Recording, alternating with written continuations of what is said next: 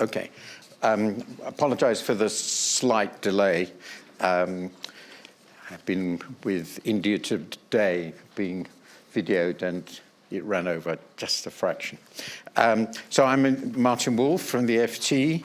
I'm actually replacing my colleague and distinguished colleague and friend, Gideon Rachman, in moderating this panel.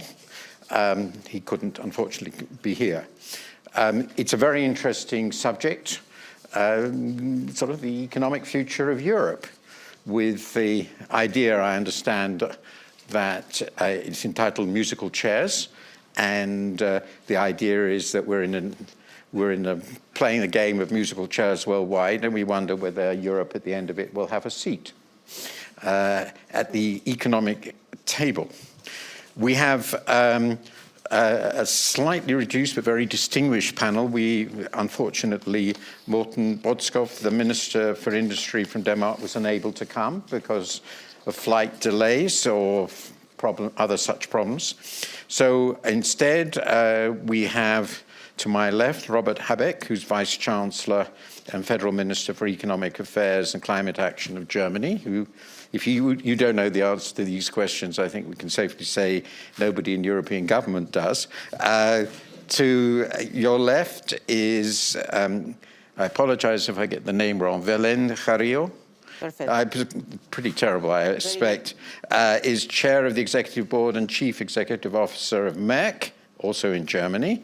And finally, Jose Maria Alvarez Paleta, again, I apologize, who is Chairman and Chief Executive Officer of Telefonica. And we're going to divide the discussion into two parts. The first part will essentially be what's the problem? And the second part is what are the solutions? And the business people will explain what the problems are, and the politician will start off by explaining what the answer is. I'm not going to give an introduction on this. I have followed the European economy, of course, for much of my life, though far from all of it, living in a member. Needless to say, Brexit is for me a personal and national catastrophe, but I won't go any further on that. That must be the problem, I would say. That is presumably well known. My view on this, I've never made a secret of this. I've always considered myself a European, as my parents were. But we will look at what's the problem, what are the problems, and what might be some of the solutions. I think it's pretty clear there is a problem, both a long-term one and a shorter-term one. The most obvious short-term one is, and the IMF pointed this out very clearly, I mean, not really short-term, is that the US is the only major economy, and certainly the only major developed country, that is back on pre-crisis trend. And that is very definitely not where Europe is right now. And it faces, I think, the risk of a significant slowdown with particular problems I think many people feel at the moment in Germany, which has been the locomotive of the European economy.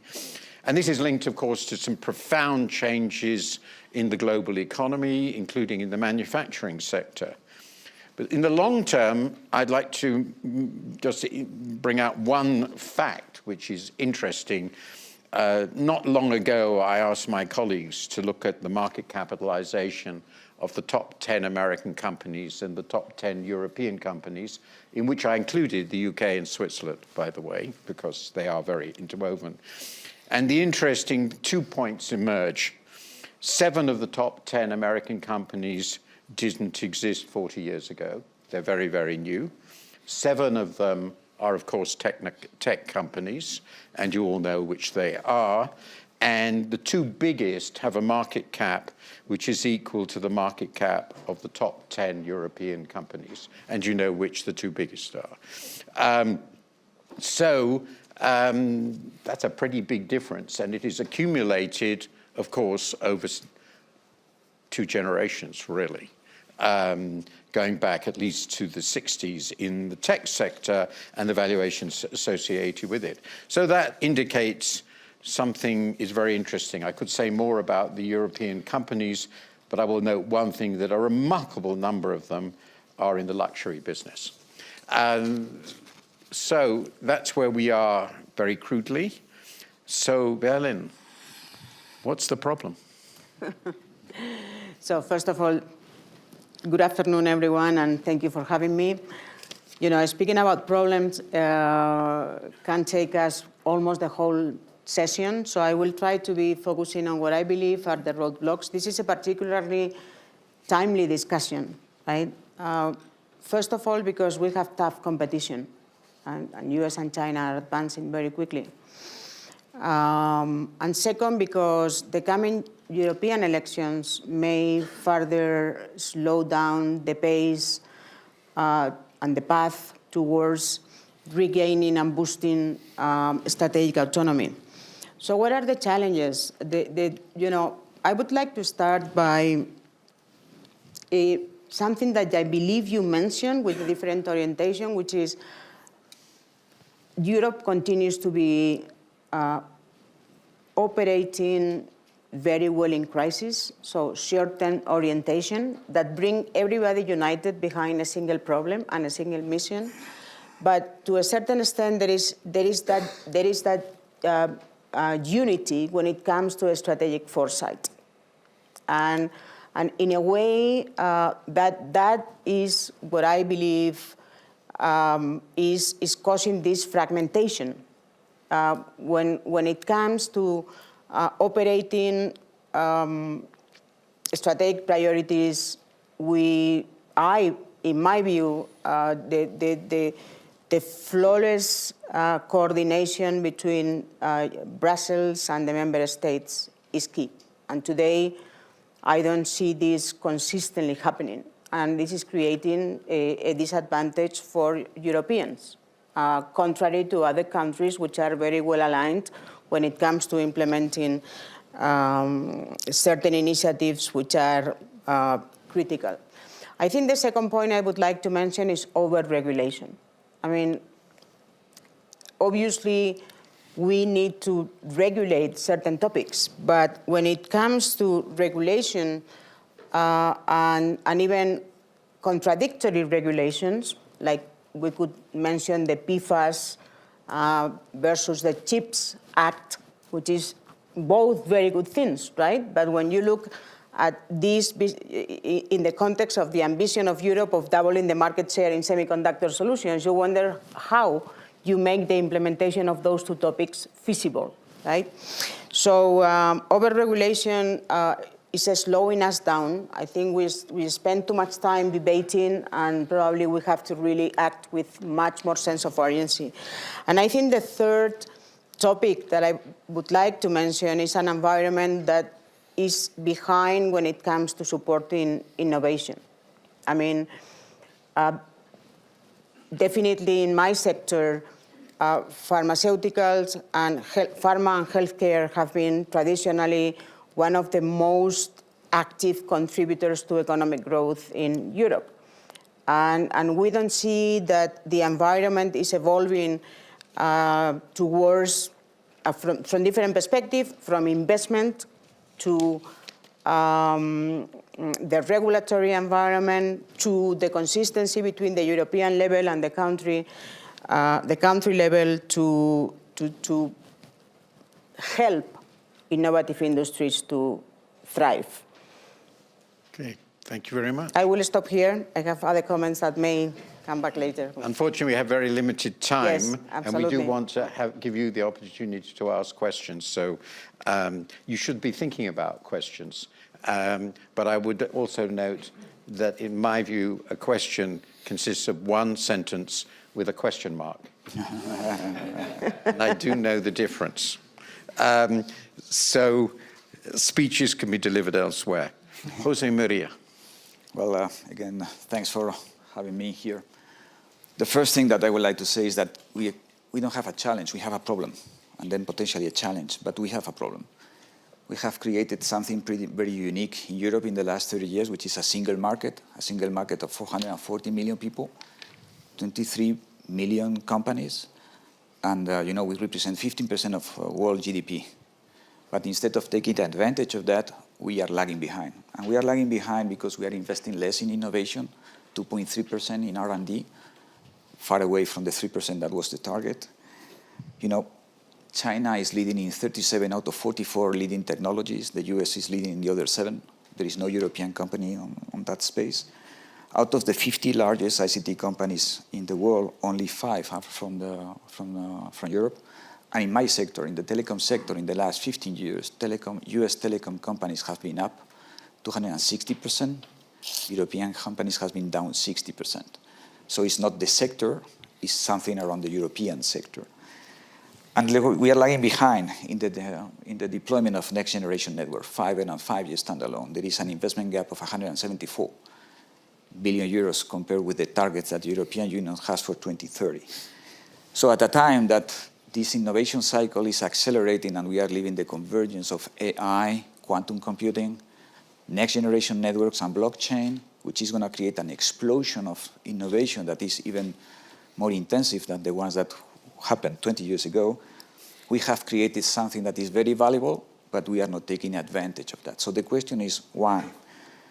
And my view is that we are running this thing with the rules of the previous century. We are still running innovation, we are still running some sectors with rules of the previous century, ignoring that there is a new economy that has been created that is totally beside this ruling. So we are competing in an unlevel playing field. And we need to acknowledge that by the definition of the relevant markets. So we are not asking for anybody else to be regulated. We are asking same service, same rule, same obligation. And we are not there. So I will finalize by saying that, you know, it's time for Europe to decide where do we want to be 5 years, 10 years down the road. And when we decide that, when we have a common view where we want to, how we want to take advantage of this massive value-creating thing that we have been creating with the single market, then we decide what's the competition policy and what the industrial policy that is according to that target. Because we are still living with targets that were imposed 30, 40 years ago, with most of this economy was not even here. So I will stop there. I think that we have a massive problem, a massive challenge, and I think that time has come, as Belén was saying, to act. I mean, if we want to change things. If we don't change things, nothing is going to happen differently. So, Robert Habeck, do you agree there is a big problem? It is. And if so, what do you agree in any way with the analyses that you've heard of what it is? I agree completely that there's a problem, but I even would make the point that it's bigger than discussed until now. Okay. Maybe I can come back to your first remark, Brexit, and tell you what I think is the problem, and then all the different aspects, overregulation, this risk-averse finance tendency in Europe shows up even harder to this hard light. But the real problem is that economics, and I think the history of the World Economic Forum maybe tells the story, economics was considered as a neutral sphere. Business making. And the rule of businesses is invest, earn money, invest again, and so on and so on. Open borders and no ideology, no politics interfered. And business people always asked from politicians, stay away from our sphere. This is what a minister of economy has to be done in the past years. Do nothing. Let us alone, deregulate, let the market work. That was the basic idea. You remember the famous book of Fukuyama, End of History. That was meant not that nothing's going to happen, but that no politics, not an ideology is interfering into this globalized open sphere of economics. And this is gone. Now we live in a time, and I think it was always there, but we haven't always recognized it, where economic relations are deeply woven into the sphere of interest relations, and interest relations are power relations. And the war on Ukraine, the dependency in energy, the using energy as a weapon, but also to see how fragile our society is because we can't produce masks in the times of COVID-19 shows us that the idea that we always help each other and the flow of on-demand goods is not disrupted, never ever has come to an end. So, and Europe and Germany especially, or its power, relies on these open markets. Now we have a fragmented world Brexit was one sign of it, but not the only one and not the first one. And we have to anticipate that these interest politics in economic spheres is an ongoing phenomena. And then now we see that our own mistakes, European mistakes or hesitations or not being competitive enough, now they become a real problem because the world has changed. And this real problem can be defined and then also overcome, as you just said. So shall I give you some? No, you are not at the part where the solutions are coming, are we? No. Not yet. Okay. You're going to have an opportunity to start. I would say the real problem, the world in which we live in, is even bigger than different aspects like overregulation and lack of investments, lack of innovations, and so on and on. It's that the idea of economics has changed fundamentally in the past 15 years, I would argue, but we have seen it in the last 2. If I understand you correctly, there is obviously lots of aspects of this. A part of it, what you're talking about, is what Belen and Jose Maria talked about, which in a sense is, let me be crude about it, there are predatory competitors out there that are not playing by the rules and are better at not playing at the rules than Europe is, partly because they're united and they're huge single countries, and partly because they're very happy not to play by the rules. Is that part of it? And then there's a bigger metaphysical, ideological idea, which is Europe really bought into the social market economy, as it were, which is very much embedded already in the original treaties and very much a German idea.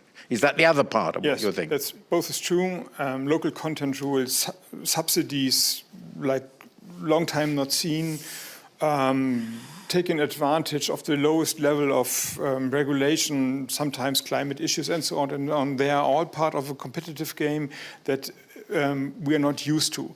But let me be clear, other countries, other economic spheres, they can do it. I mean, we thought of them as the cheap working bank for our products, and we earn the money. We means the Northwestern Hemisphere in a way. Of course, the Middle East, China, other countries, they have the right to prosper themselves, and they're using their advantages, as we have done before, using ours. But the question of this panel is, what is the European problem in a new economic world order? And the problem is that the arrogance with which we have thought that we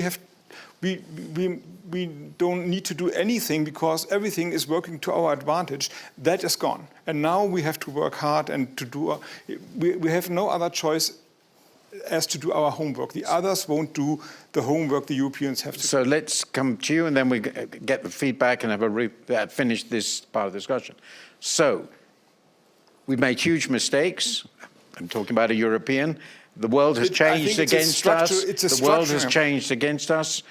We have created very big problems for our enterprises in various ways. So what do they do now? What should the politicians be trying to do? Mistakes is maybe the wrong word, if I may say so. Of course, let's say Germany was dependent on Russian gas. That was a mistake from our perspective today, and a huge mistake. But when this developed, mainly the Social Democrats in Germany thought that we may come to a peaceful relationship with Russia, and then we have a business relationship, and out of business it was a gas relationship. So was it a mistake at the beginning? I don't know. It's a structural change. You talked about the lack of investment. Yes, but we have a very fragmented banking sector. We have no capital market union. We have no banking union. If you look at the European banks, they are in the world scale, they are really small. They don't have the financial firepower in a competitive world. Was it a mistake? In a way, it is national arrogance to say we care only about our own small banking system, but now we are seeing the consequences, and now the state or the public money has to step in because the financial market is not powerful enough.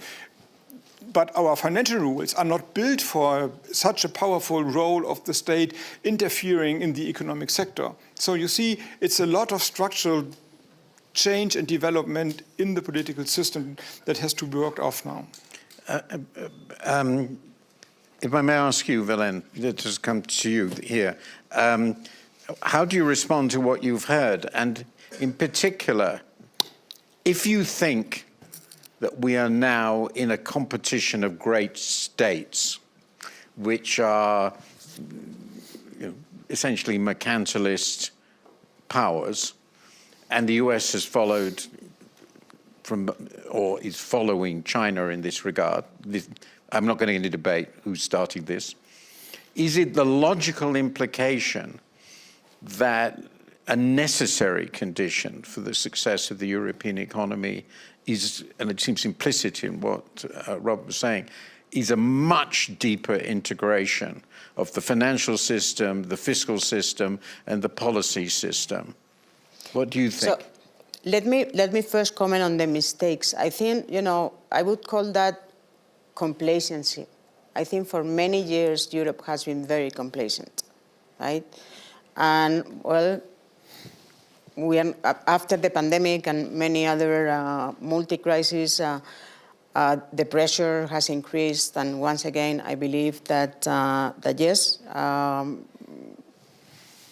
definitely further integrating, having an industrial policy, an integrated industrial policy that clearly outlines and underpins the priorities, is going to be a very, very, very important step.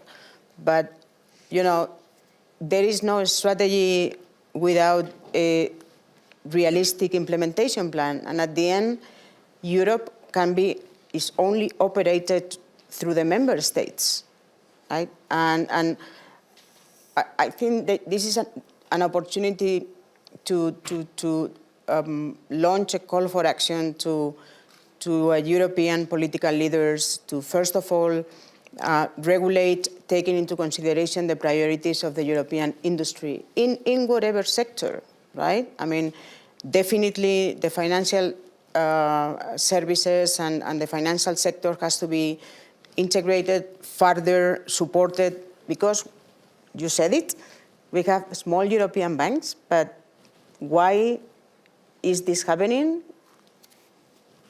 I mean, we are not going to debate specifically on this sector, but definitely because, in a way, the hyper-regulation is eventually preventing growth of that industry, as I could talk about the pharma industry, as I mentioned before. So having a clear industrial policy is important, but to me the most important is that there is more consistency between the European vision, the priority, and the alignment with the member states in order to be able to make tough choices.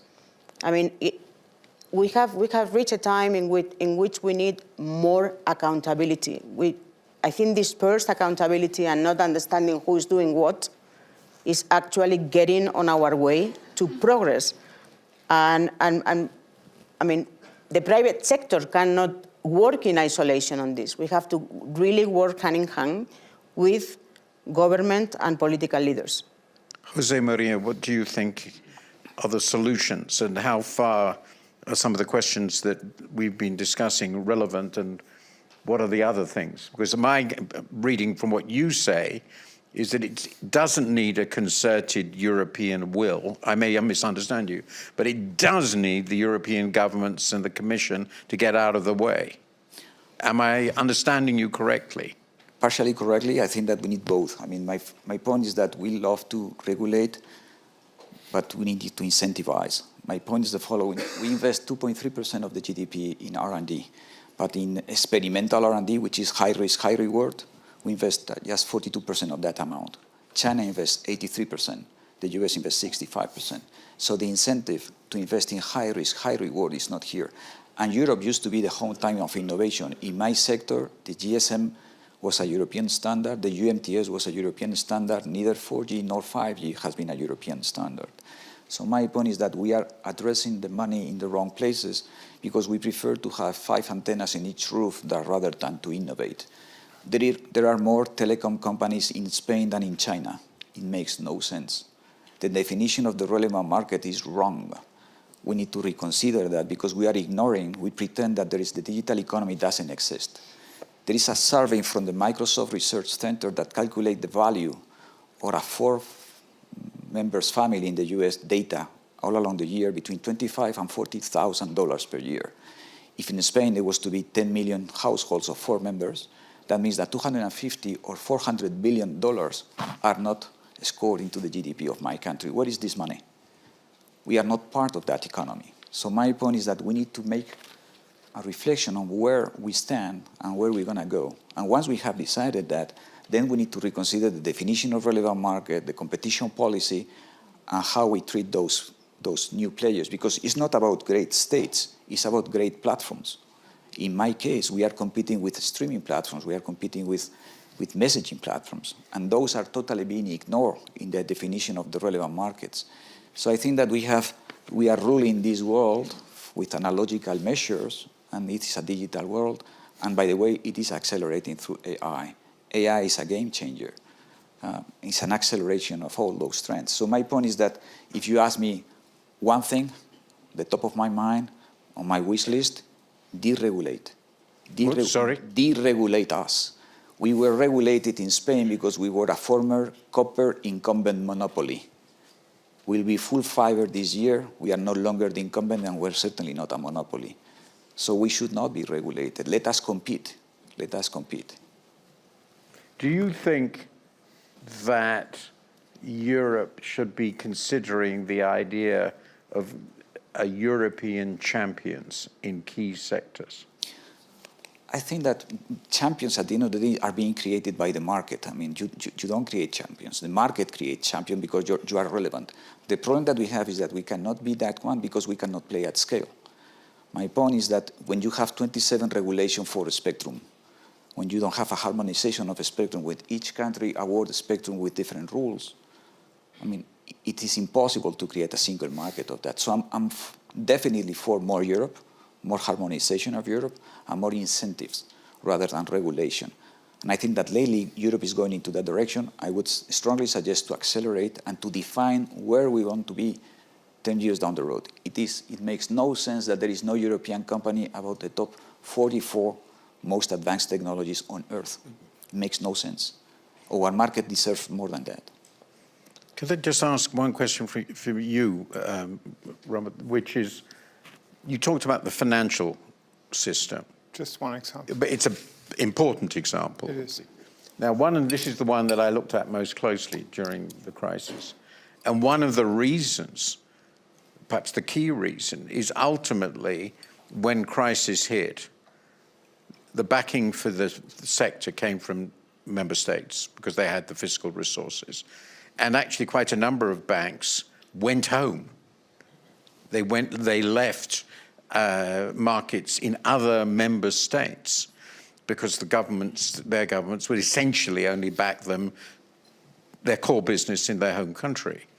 And this is one of the key sectors, perhaps the key sector, where it's really hard to separate the sector itself from the governments that back it.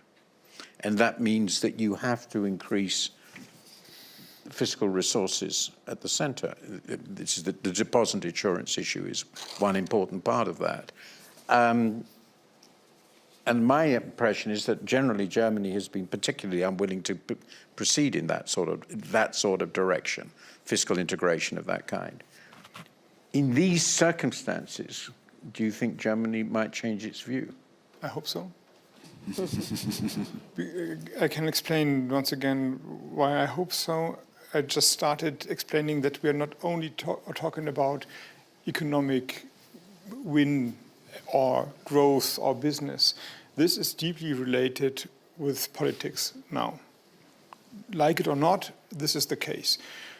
As a European, I'd like to see the value system I truly believe in not to be pushed away out of the world order. So therefore, I agree, the answer is more Europe. We have to integrate the financial sector, but let me give you other examples. The idea the single market works was the idea of level playing field, meaning the DG competition is carefully watching that no country is doing more investments compared to his GDP than other countries.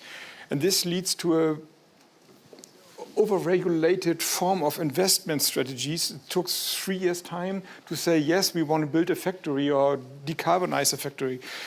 But the real competition is not between Spain and France or Germany and Poland or Denmark or Sweden. It's between Europe and China and the US. So the rules according to which we are acting are in a way out-fashioned. They're not fitting to the world we're living in. In the morning, third example, financial sector, competition or single market. Third example, today in the morning we discussed with President Zelensky support for Ukraine. And I mean, Europe has no defense industry. We have 27 defense industries, and if we have common projects, every member state is looking very, very carefully that some part in the whatever ammunition or tanks or whatever is just done that it can only be produced in Belgium or in Luxembourg. I don't know if they have any defense industry. You see what I mean? There's no willing to cooperate. It's the national pride is we have our own defense industry. And this is, then we try to overcome it by hundreds of complicated regulations. But now to the solutions. We have seen in times of crisis that Europe can gain speed. In the energy sector, which is part of my portfolio, it was an incredible solidarity. And we have done things we have never done before, including deregulate. We have built up grids and pipeline systems and LGE platforms in weeks. Normally it takes years. We have a common purchasing platform. We have a common buyers platform for the gas market. This is all developed, was all developed over only a few days, actually. So Europe can, if it wants. And from my perspective, this is deeply, deeply necessary to be understood for the future. I'm going to take questions now. Just repeat, be brief and to the point. I will take this lady here to the, would you stand up? Then they can get the mic to you. I presume there is a mic? Yes. That will be help, probably. Thank you. Say who you are, yes, and the question, very brief. I'm Veronica Nilsson. I'm the General Secretary of the Trade Union Advisory Committee to the OECD. I have a 6-words question. What can Europe learn from Bidenomics? Okay, that's a good question. I'm going to take several. The lady next to you, please. From Bidenomics. What can Europe learn from Bidenomics? Inflation Reduction Act. Aye. What can Europe learn from Bidenomics? Your question, please. Yes, my name is, I'm Monica Andres. I'm EVP for Yara International, EVP Europe. Very much agree on what you said. My question is how positive you are in order to achieve the integration all across Europe and in order to face and also change this fragmentation that has led us all to the situation where we are. Okay, and I've one final, third in this round, I think. This gentleman, would you stand up so they can recognize you? Yeah, my name is Patrick Kramer. I'm president of the Max Planck Society. My question is, how can Europe promote the transformation to a sustainable economy? Okay, that's very good. I will give, I won't give you all the opportunity to answer all of them, but I can give a fair chance. Okay, let's start with the two business people. Jose Maria, what can Europe learn from Bidenomics? From, sorry? Bidenomics. I think you mentioned the CHIPS Act, if I remember correctly, which was one of them, and the IRA is another. Yeah. So should Europe be doing things like that? I think Europe is doing things like that. If you judge upon the amount of subsidies or incentives that Europe has done in the last year, is roughly 700 billion euros, which is roughly the same than in the US. My point is that are we applying the right incentives? Are we having the right incentives to apply this to a place in which we are driving something for the future? I think the US is there. We are not there yet. It's highly fragmented. Each country has its own list of interests. So in my opinion, we need to build a European agenda, and I don't think we are there yet.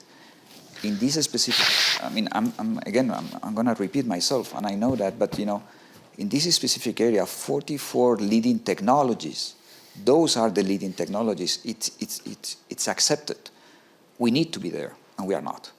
So it's not about the amount of incentive. Europe has proven that when it wants, it can act very quickly. In my opinion, is what's the agenda behind that, which is not clear for me.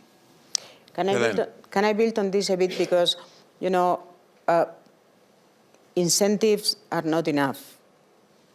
If Europe's, and this is what I was referring to before when I was pointing at the misalignment between ambition and realities. If Europe is aiming to double the market share from 10 to 20% in the semiconductors materials industry,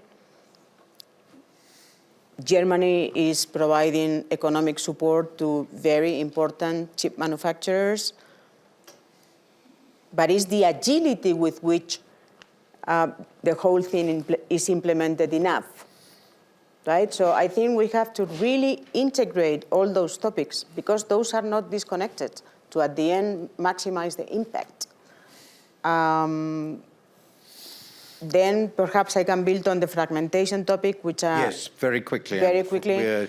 You know, I would 7 minutes. I would like to listen to the Vice Chancellor on your political perspectives, but I think definitely we need to have political leadership stepping up to deal with the country priorities, which of course are absolutely critical, but to help in Europe build that strategic foresight, which I believe is what you mean, Jose Maria, when you say, where do we want to be in 5 to 10 years?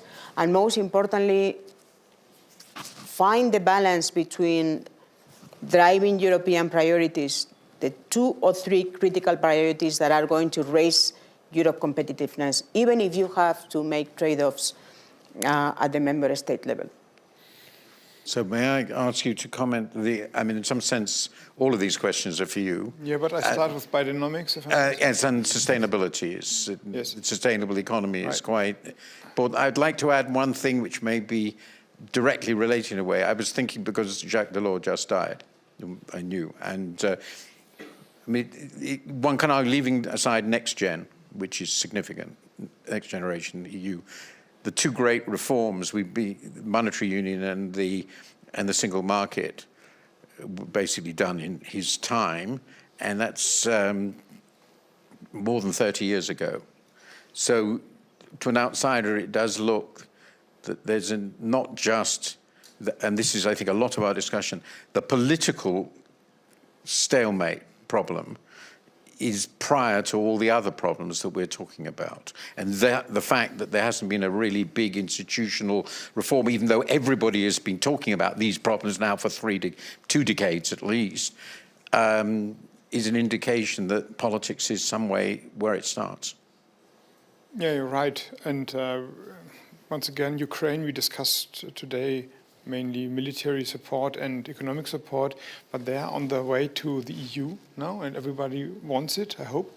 And the Western Balkan states are eagerly watching. They also want to be part of the EU, so we need structural reforms. If this is going to happen, this is a huge change in the structure of the EU. I think the structure we have now can't cope with that amount of new member state and a country as big as Ukraine. So time is pressing. Going back to economics, the question was, well, one question was, have we to do the same, spending billions of money for subsidies for industries as the US is doing? And actually, I think we should not. I hope not, but maybe we have to do. From my perspective, there are 2 forms of subsidies.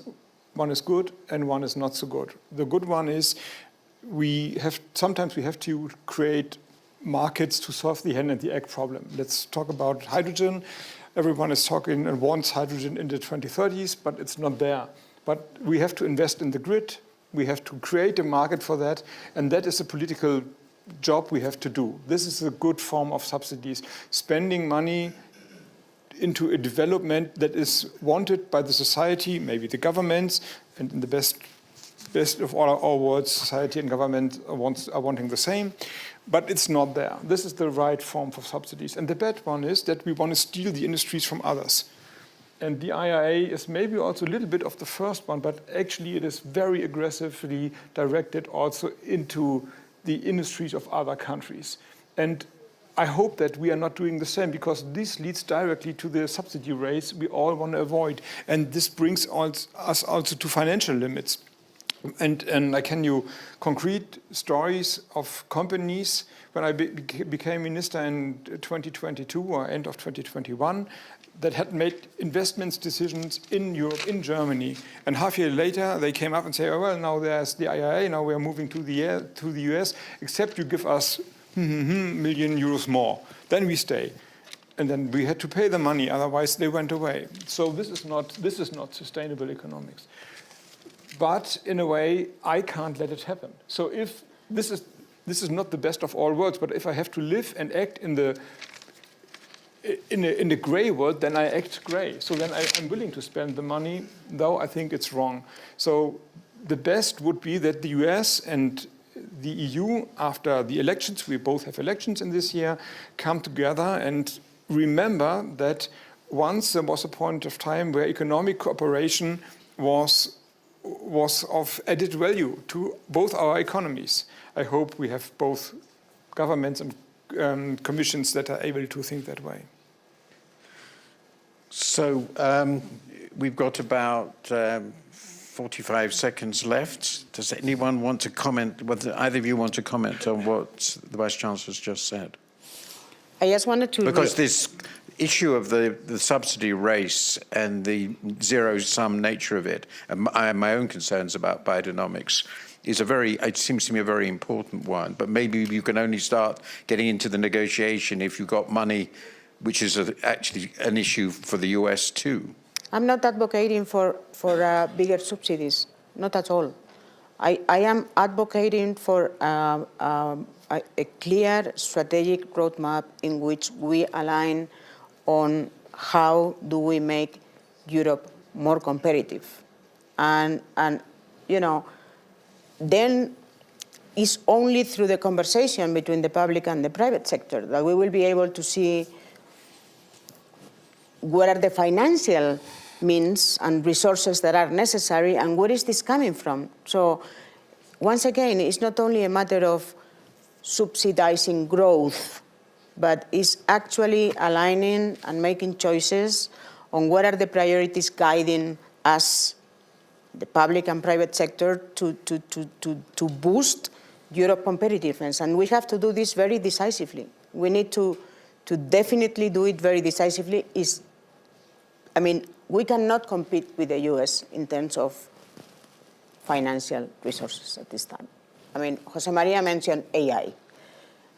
We are lagging behind, right, on something which is going to be transformative to the world. We have invested $17 billion in 2023 in Europe, while the US has invested. Private equity and venture capital have deployed $23 billion, right? So, you know, let's align on strategic priorities. Let's develop the roadmap. Let's focus on implementation, because at the end it's a bit simple. It's a bit of a simplification. But the more complexity we bring to the equation, the more we are going to lag behind. I knew this would happen because this is a huge subject which we're trying to cover in a very, very short time. All I would say at the moment is that what I take from this is there's an agreement that there's a very big problem. There's agreement that this very big problem has a lot to do with the structure of Europe politically and institutionally, which is, and finally, that it's very, very hard to change this. My response, I think you said one thing that is encouraging, which is, of course, goes all the way back to Monnet, which is Europe is built on and in crisis.